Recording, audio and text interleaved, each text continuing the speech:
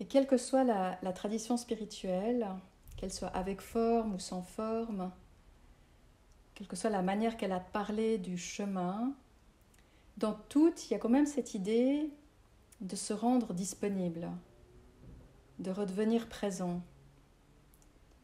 À quoi, là, les mots varient énormément. Mais quelle que soit la porte d'entrée, il y a un temps pour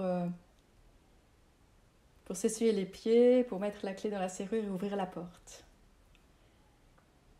Et on peut comprendre la méditation comme un moyen universel, quelle que soit la tradition, pour se rendre prêt à cette dimension intérieure.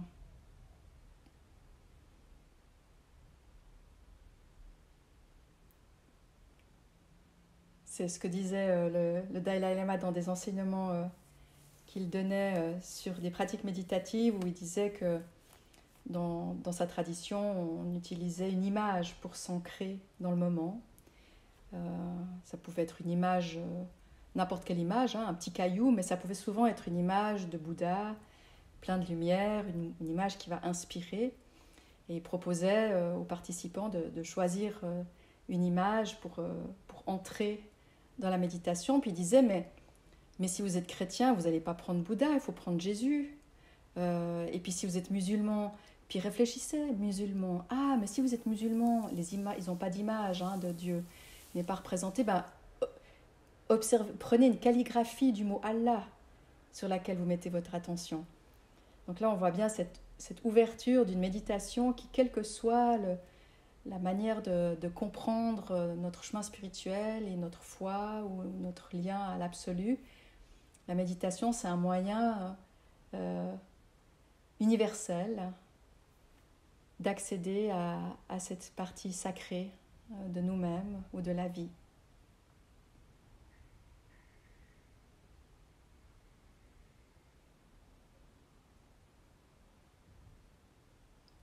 Et donc là, si on laisse un temps de côté toutes les définitions ou explications de ce vers quoi tend le chemin,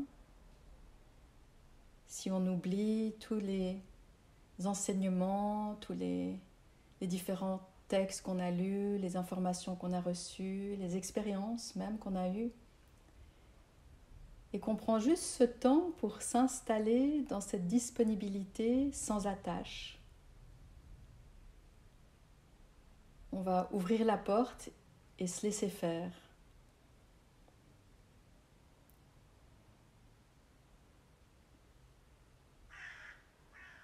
Et ouvrir la porte, c'est justement se rendre complètement prêt,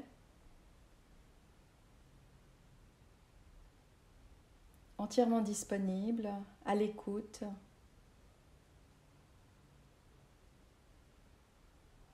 Une écoute particulière, une écoute qui n'entend pas les sons, une écoute au-delà de nos pensées.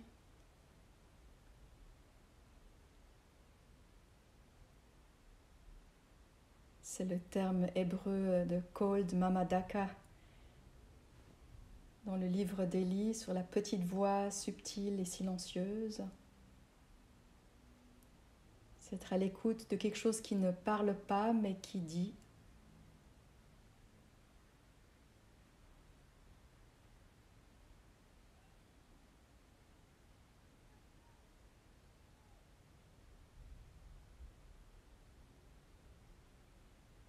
Et de quoi avez-vous besoin là maintenant pour devenir entièrement disponible ?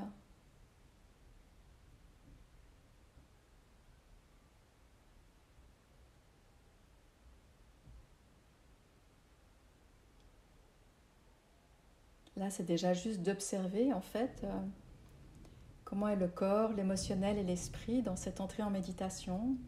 C'est une observation sans jugement, juste pour savoir avec quoi on commence. Avant de jouer d'un instrument, on l'accorde, mais on vérifie avant. Donc là, qu'est-ce qui doit être accordé en vous pour que le silence puisse rayonner ?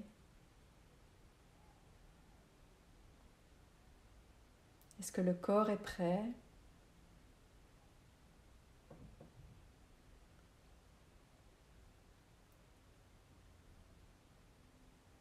Est-ce que les émotions sont relâchées, apaisées et laissent le cœur entièrement ouvert?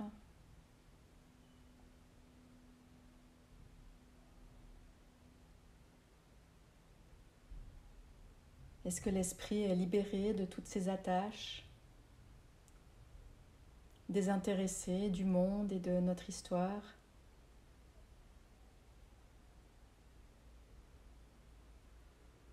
Tout prêt à écouter?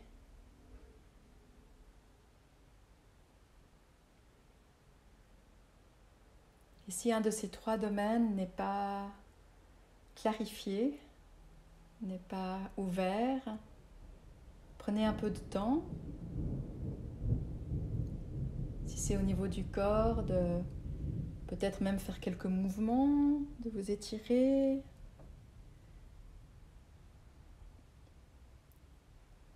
Si c'est au niveau émotionnel, de vous apaiser.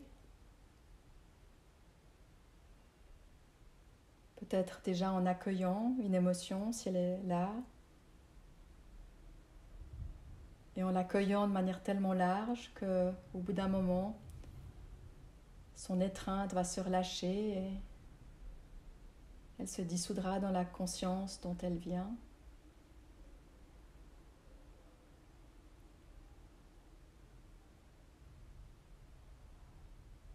Et au niveau du mental, si ce dernier est accroché à un thème, à un projet, et bien là, c'est de se rappeler pourquoi vous êtes ici à pratiquer. Il y a tout le reste de la journée pour réfléchir, analyser, comprendre, organiser. Mais pas maintenant.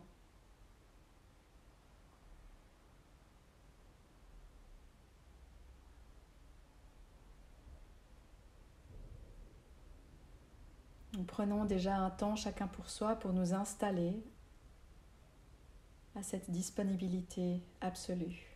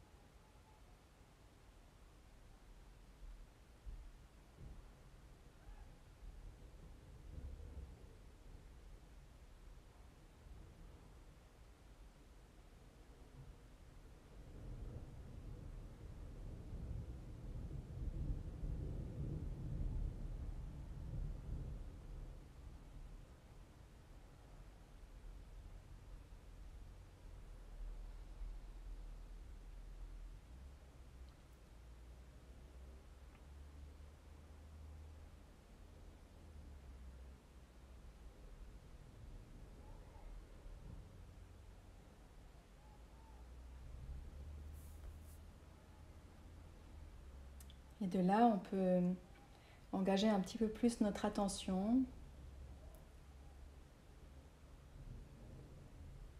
en choisissant, là, chacun a suffisamment de pratique pour choisir un point d'ancrage corporel, sur la conscience,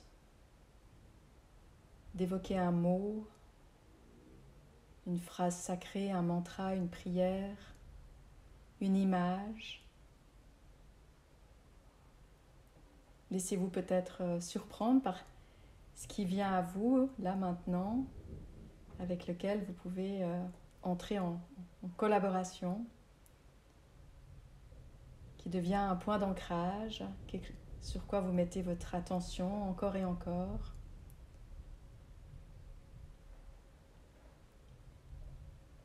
Et que vous allez suivre, que ce soit le souffle ou une image, c'est la même chose.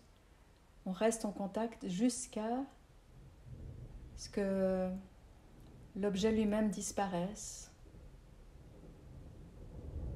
Un peu comme un bâton qui a servi à touiller le feu et qui après un petit moment brûle aussi.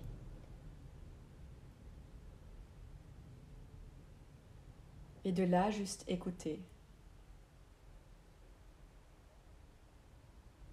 Encore.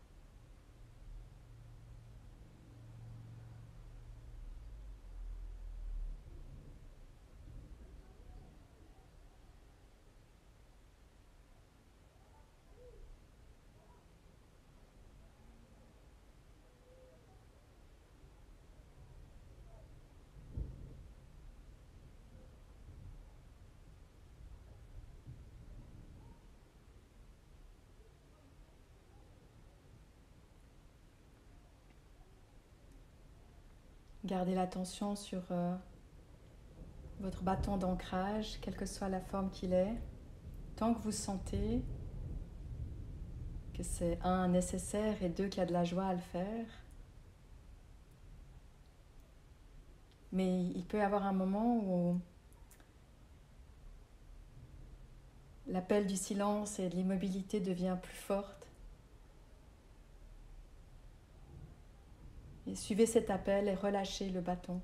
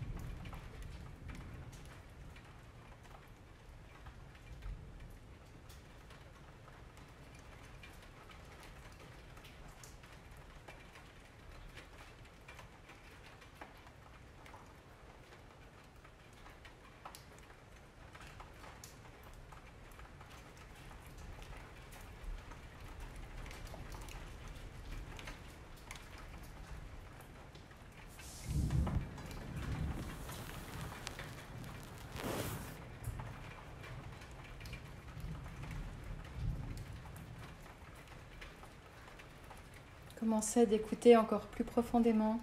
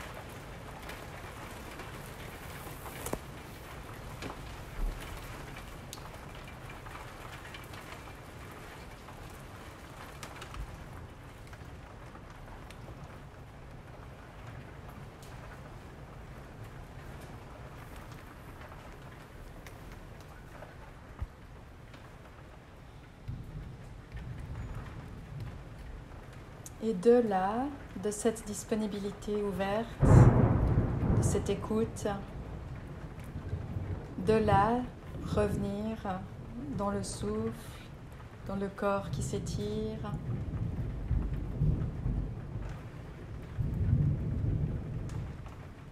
De là, revenir dans ce moment, le lieu où vous êtes, ce jour, cette heure.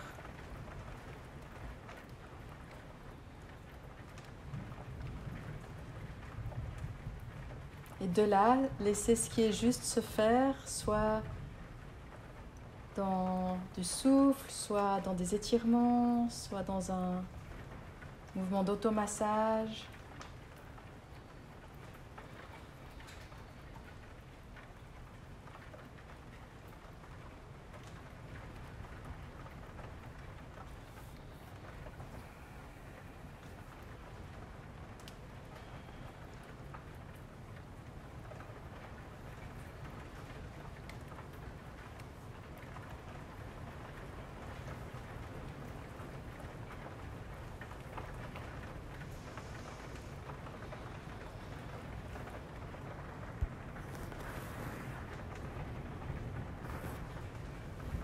Prenez votre temps. C'est comme une nouvelle rencontre avec vous-même, avec ce moment. Un temps privilégié.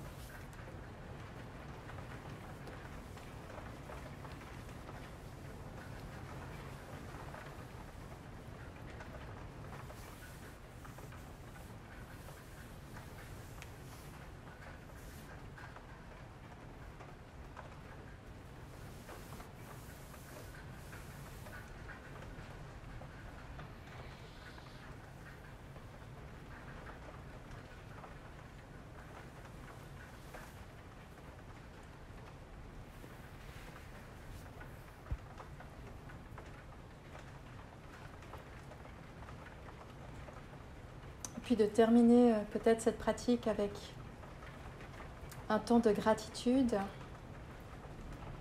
Peut-être pouvez-vous percevoir cette lignée